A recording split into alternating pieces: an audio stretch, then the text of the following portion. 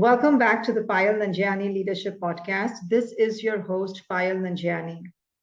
If you've looked at the news lately, you've probably seen stories of leaders with great strategies that have failed.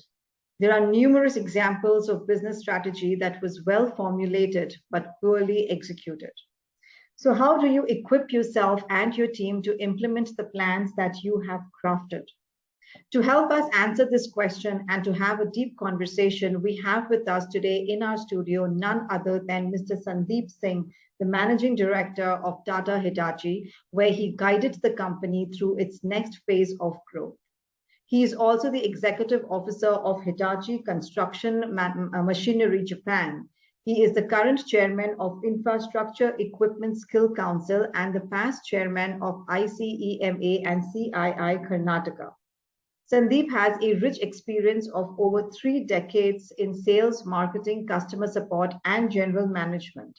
And today he joins us on the Payal Nanjiani Leadership Podcast to talk about how leaders can move from planning to execution. Mr. Sandeep, thank you so much for joining us here on this podcast. It is truly an honor to have you here with us. My pleasure, Payal. Nice of being here with you. Yeah. Looking forward to our interaction. Yeah. Thank you. I think there's so much to learn from you. Even before this podcast, when you and I connected, there was so much of interesting conversation and facts that you had shared. But if I was to dive into this conversation, and you have 3 decades of experience. So tell our audience something, very interesting facts about your career, which actually created a lasting impact on you and helped you to grow to become what you are today. Yeah, so obviously, it all depends on your background. I was born in a place called Nyanangal in Punjab, which is not a village, but then semi-urban area. My father was working in National Fertilizer Limited, PSU. So we studied in you can say, Kendriya Vidyalaya kind of school. And our prime language used to be Punjabi and English. So that's how I grew up there. At that time, the ambition of a person used to be in school, either you become a doctor or an engineer. So I chose to be an engineer. And then I went to REC Surat for my mechanical engineering, which is today NIT. And post that, I joined Indian organization Mahindra, that graduate engineer training.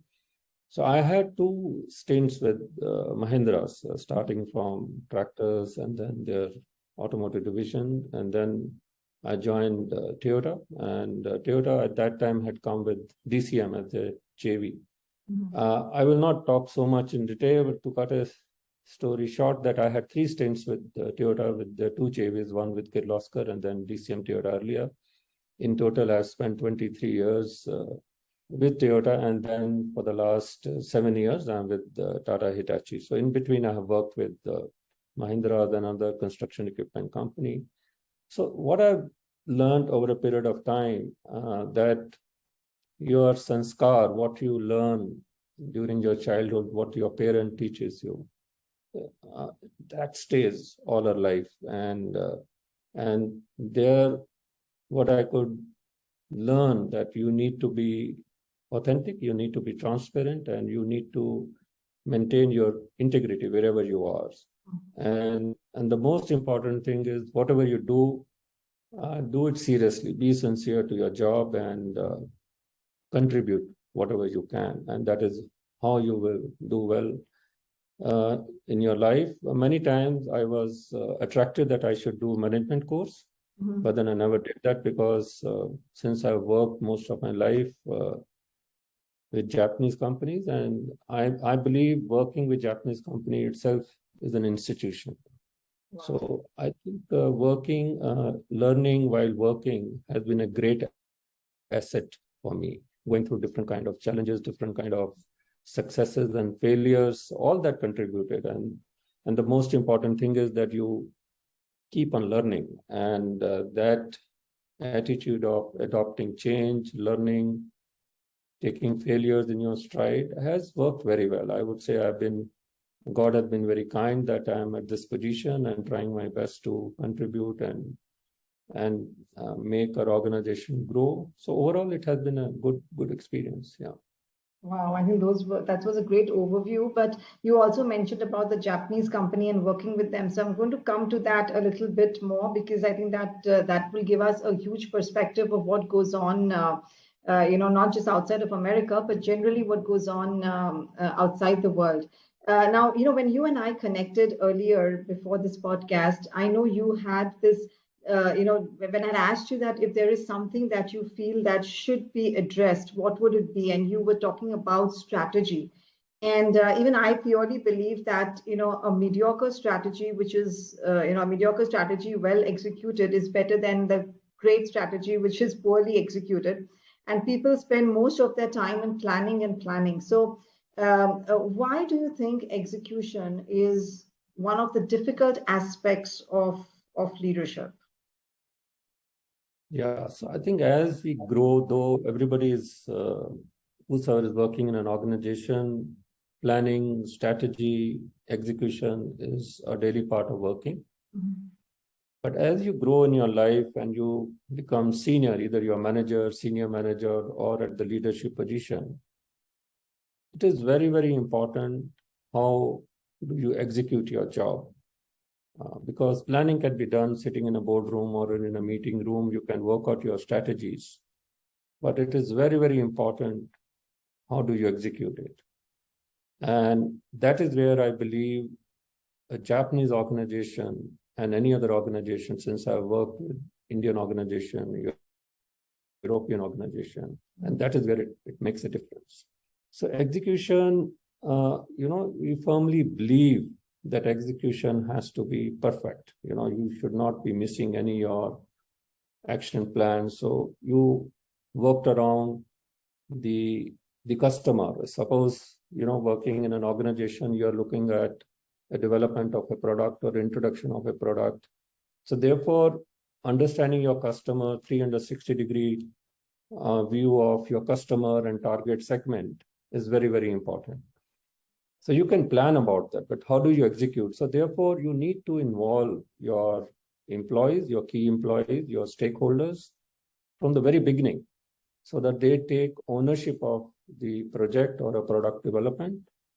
And when you work out an action plan, they are with you, they are totally committed and passionate about it. So there has to be alignment of 5 Ps, what we call product, people, promotion, place. This is very, very important that how do you align this along with your action plan? And how do you closely monitor this all the time? So therefore, there should not be any change in your plan. The people, individual mindset and conviction should not be playing while executing, because while executing, people are out in the field and executing their job. And many times external market environment, market dynamics tend to change your mindset, and you try to take decision over there. You can take decision, you should be delegated enough, but then should not be leaving your core strategy. And that is where I feel it is very, very important to have proper roles and responsibilities, clear action plan, which are being worked into the process sheet and manual so that you can follow it up. So that is very, very important. Yeah.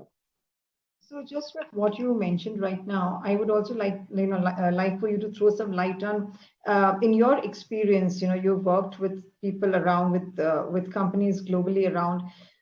In your experience, even when people have proper strategies laid down, they have like what you mentioned, that there is, the responsibilities, the ownership, everything has been delegated well. Yet we have observed, and I'm sure you also must have seen people procrastinate. They know what to do, but they will just not take the action. Do you have any incidences, any experience, or anything related with that where you felt that, yeah, this should have been done, but it did not? And why does that happen then? When everything is, written and shared the information, yet people just procrastinate. Yeah. So it is very common. When you make a strategy, you have taken into account the inputs and feedback of your people, your team members, and your stakeholders. And obviously, in the market, there's the market dynamics, there is a competition. So what happens when you go out to the market? sometimes you come under pressure from market dynamics and competition, and you tend to change the real purpose of your strategy, DNA. Like in product, we believe that we should highly focus on quality, feature, advantage, benefit of our product, how we are going to serve that product, how we are going to touch at each customer touch points and serve him better. So what happens, they many times come under pressure, whether in regard to pricing or some kind of changes in product. They come under pressure from your stakeholders or your competition. And some of these individuals who are at a senior position tend to change their direction, change their mindset. So that is where I feel breaking your plan into a structured manner, step by step, how are you going to execute it, is very, very important. The roles and responsibility, the execution plan, and how you are going to support each other as a teamwork has always to be kept in mind. And even if you want to make any changes, you should come back to the same team and see whether these changes are part of your core strategy or not. So therefore, people mindset, people conviction, people sometimes they are not as committed, as passionate about that project because they were not convinced and they were not able to communicate their ideas at that time. So therefore, I feel being transparent and communicative at all stage is very, very important. Procrastination is very, very common in our country. People tend to, get relaxed. People tend to take their own decisions sometimes. And that is where I think we need to be very, very focused. Yeah. Okay. So what are the steps you would suggest in bridging this gap, so from planning to execution? Yeah. So first, the most important is what is your real purpose? So what is your objective? Whether in case, you are either increasing your, like I'm working in engineering organization, you are increasing your capacity or building up a new product. So I would, since my core competence has been sales and marketing and service, over the last 10, 15 years, I'm in general management, but sales service is very dear to me. So I believe when you are working on the product and development of a product, very important, you always keep customer in mind and see what is he looking for. So clearly define that in this product, what is my purpose? Am I going to give a product which is very good and quality, reliability, and durability, and going to meet the requirement of customers? So purpose need to be defined. And then you need to check, where do we stand? So what is your target and what is your current status? You need to look at the gap. And I'm talking about what we do in Japanese organizations. So that gap we divide into different parts and then prioritize. So which gap we need to address first? That is very important. Sometimes we try to address all the gaps at the same time. And that is the first thing what we need to do is prioritize those gaps or problems. So in Japanese company, we always look at problem as a golden egg.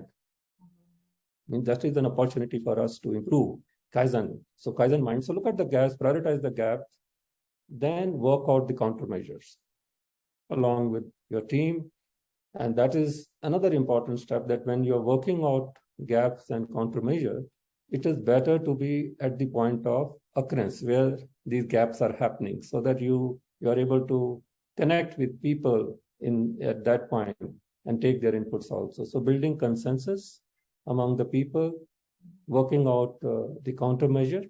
And once you work out the countermeasure, you have to make a very clear action plan, which is not in only in terms of your verbal communication, but should be very clear in terms of your processes, in terms of your workflows, so that you know how to implement it.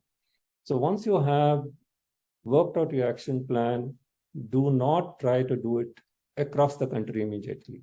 Take a baby step, do a pilot run, whether it is working well in the market. So carve out an area and try to see whether your action plan is working and whether it is giving you results. So once you get the good result, standardize it.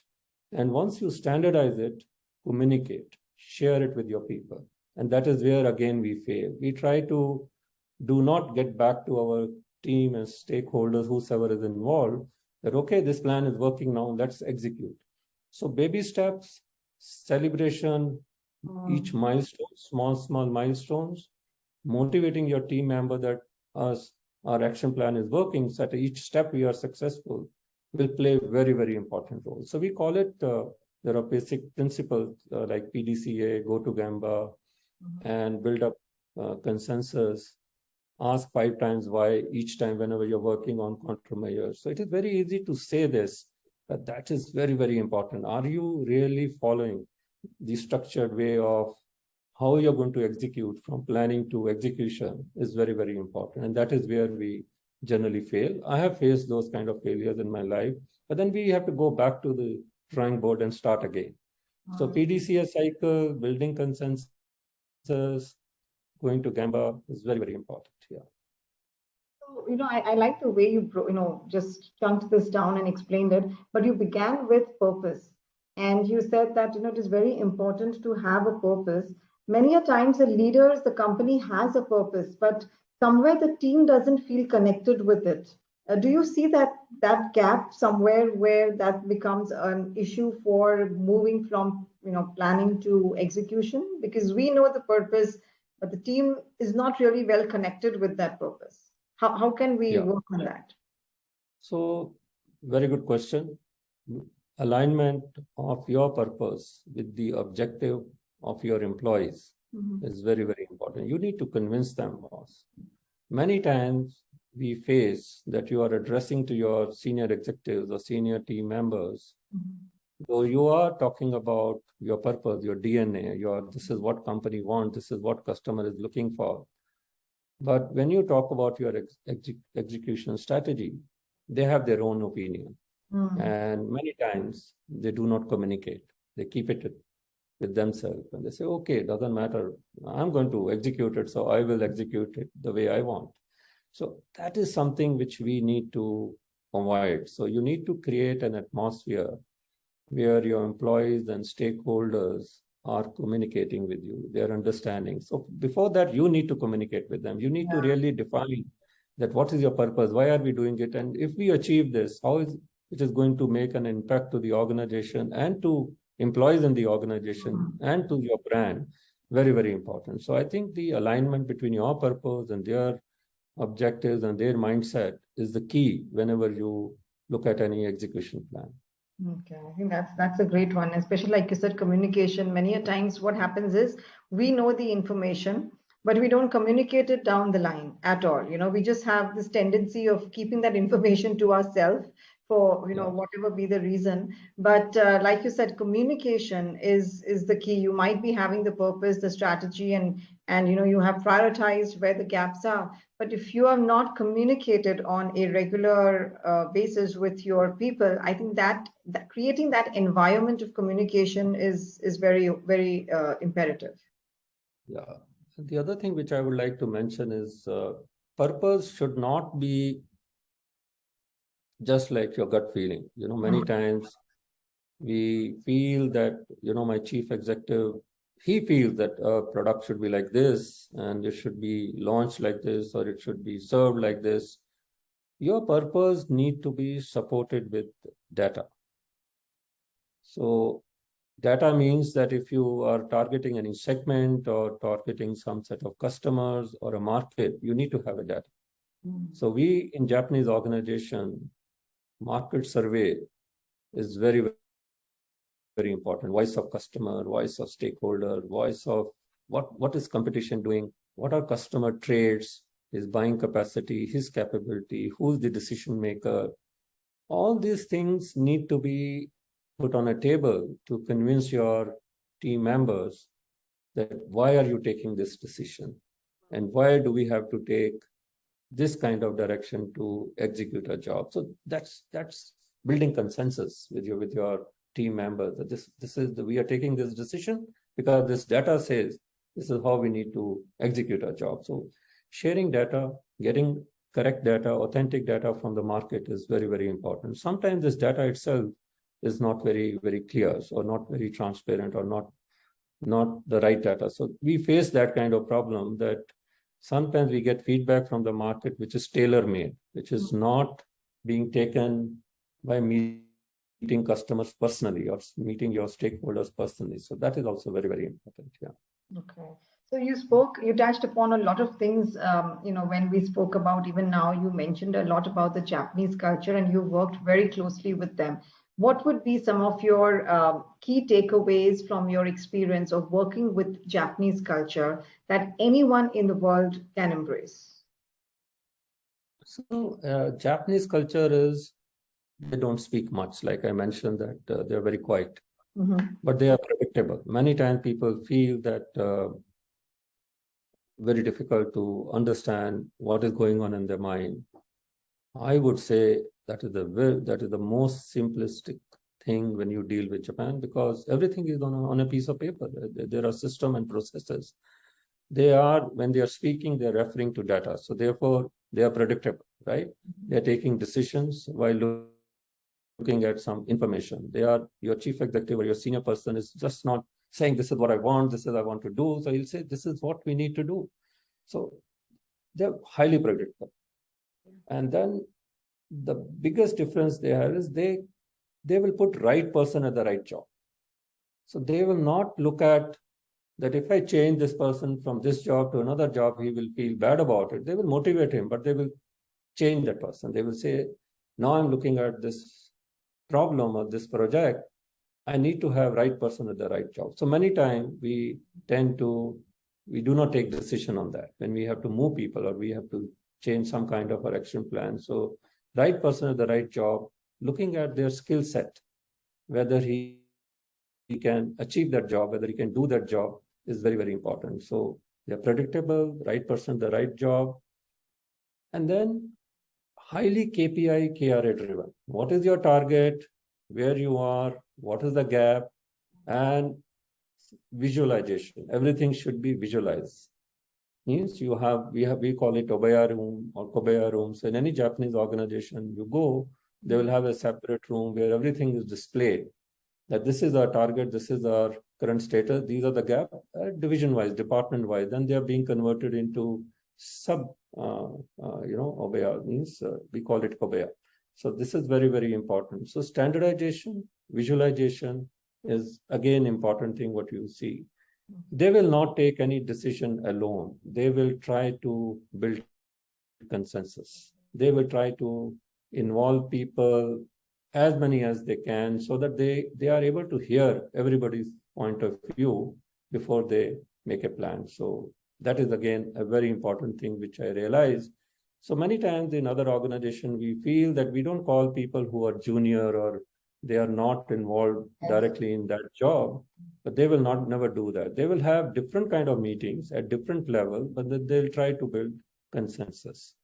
And then again, once the decision is taken, then no change. Then, like I mentioned to you, they believe in PDCA, go like a bullet. So their P is very long. Planning is very long. But DCA is plan, do, check, and action is not very long. So in most of the organization, P is very small because they're always in a hurry to execute. Right. And that is a big difference when we work with Japanese organization.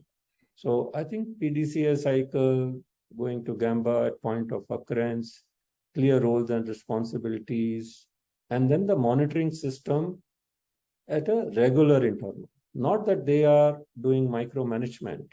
Right. Very clearly that we would like to monitor whether our execution plan is working or not. So therefore, they will have very clear time plan and review mechanism so that you can see whether you are progressing well or not. Huge amount of delegation. People believe that they do not delegate. They actually delegate. They empower you.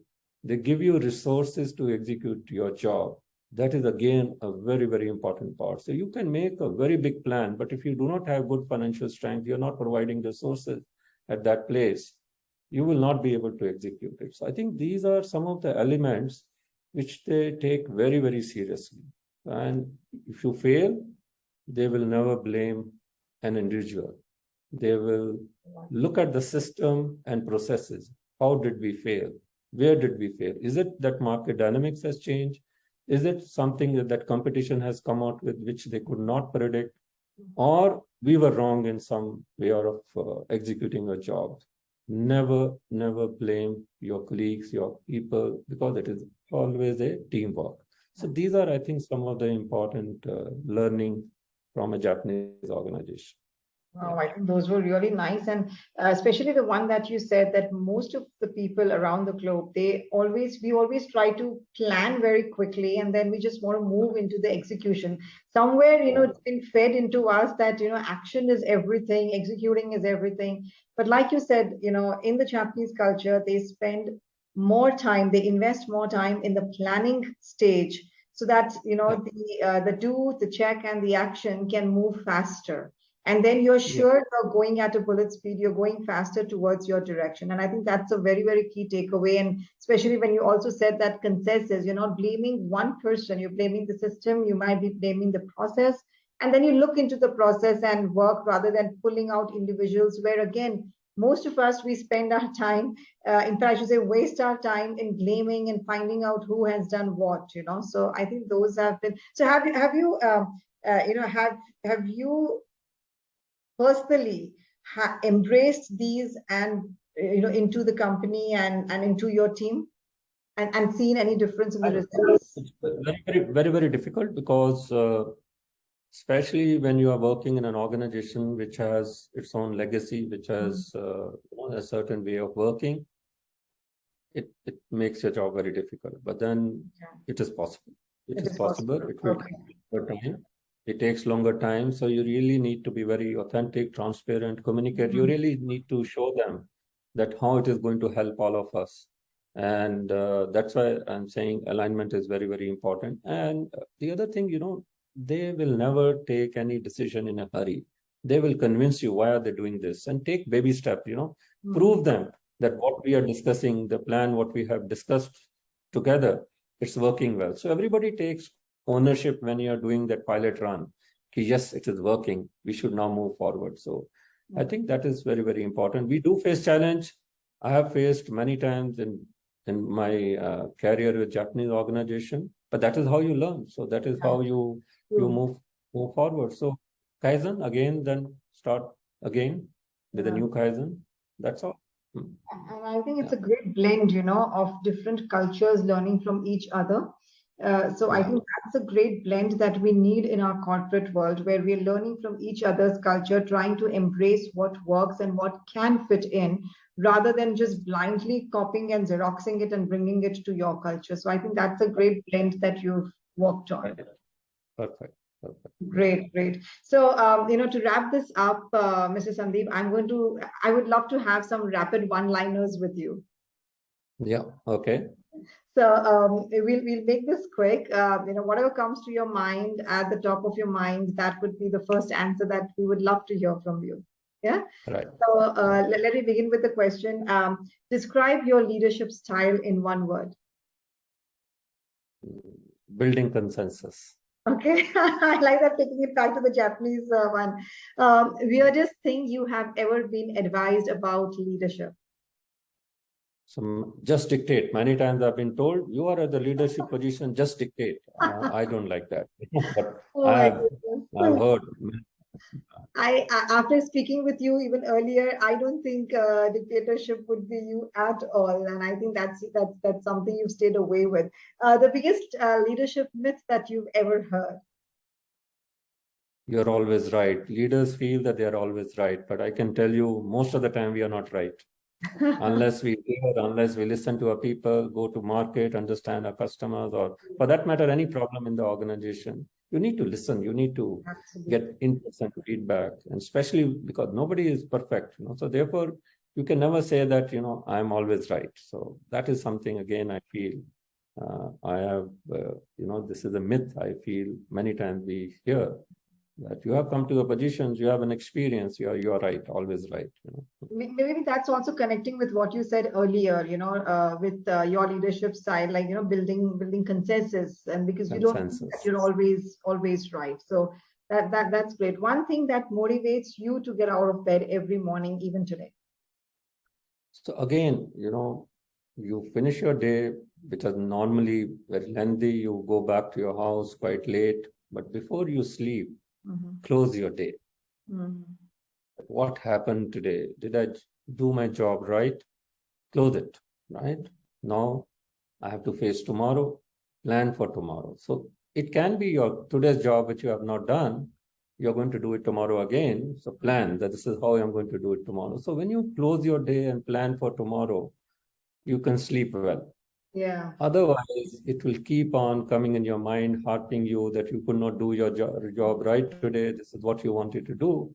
Just close it. Just see that where did you go wrong? What happened during the day? Close it and plan for tomorrow. And some of those activities can be transferred to tomorrow. So once you do that and put it on whether your to-do list on your calendar, and it makes your job very easy because you're ready for tomorrow. When you get up in the morning, you can just refer to those jobs, and then you are there in your job. So that's something I believe is very, very important. Yeah. No, I so resonate with you there because whether I am doing a one-on-one executive coaching or I'm speaking at companies to their teams, I always tell them to ask themselves this one question before they retire for the day: that did I do my best today, and what better can I do tomorrow? So Yes. I really resonate with what you're saying. Which superpower would you choose? In being invisibility or mind reading? Mind reading, very important. Yeah. Mind reading. Okay, I must ask you why. Yeah, so mind reading, that is why I'm saying that we need to every day play around with mindset of people. And you can make out with your experience what is going on in their mind, why are they thinking like this? Because they are your either colleagues or you're dealing with them. So mind reading is very, very important. So I can tell you when I'm especially working in a Japanese organization, I don't know Japanese very well. I can understand it a little bit, but I cannot speak. But many times they are speaking in Japanese language, but I can read them. I can see them, what's going on, because it is there on paper. It is there either on the screen or it is there with you in front of you as a paper. So mind reading is very, very important. What is going on the back of this data or strategy? I think mind reading is very, very important. Yeah. And if you could travel back in time and change one thing about or in the corporate world, what would that be for you? Hypocrisy. Okay. Yeah. Many times our past success play a very, very important role. We always we forget about our failures, but always carry our success with us. And we keep talking about it. We feel that if I have been successful in the past, we are going to do very well. So just go ahead and do it. So I believe the transparency has to be there, and don't be hypocrite. Just look at the facts and look at and listen to everybody and see whether it is really possible or not. I'm talking about hypocrisy at the leadership level. So that is what I would like to mention. Yeah. Wow, those were such nice, and I know you've shared so much, but before I wrap this up, if you were to give one piece of advice to anyone who wants to be a better leader and grow in their career, what would that be? So biggest thing I think at leadership, what everybody is looking at, your peers, your juniors, be authentic, right? And always guide them that how can we contribute wherever we are. Because we are in the organization to grow. At the end, make sure that we make profit so that we can grow further. So therefore, being authentic and contributing at each level is very, very important. Wow, those were some lovely and very incredible nuggets that you have shared with us. And thank you so much for taking the time to come on this podcast and share your experiences, your global experience, your failures, your challenges, and your advices with all of us. My pleasure. It was lovely interacting with you and Thank looking you. forward to it. Thank you. Thank you so much, Mr. Sandeep. And this is for all our listeners. This is Mr. Sandeep Singh and Payal Nanjiani wishing you loads of success in your career life. God bless and thank you for joining us.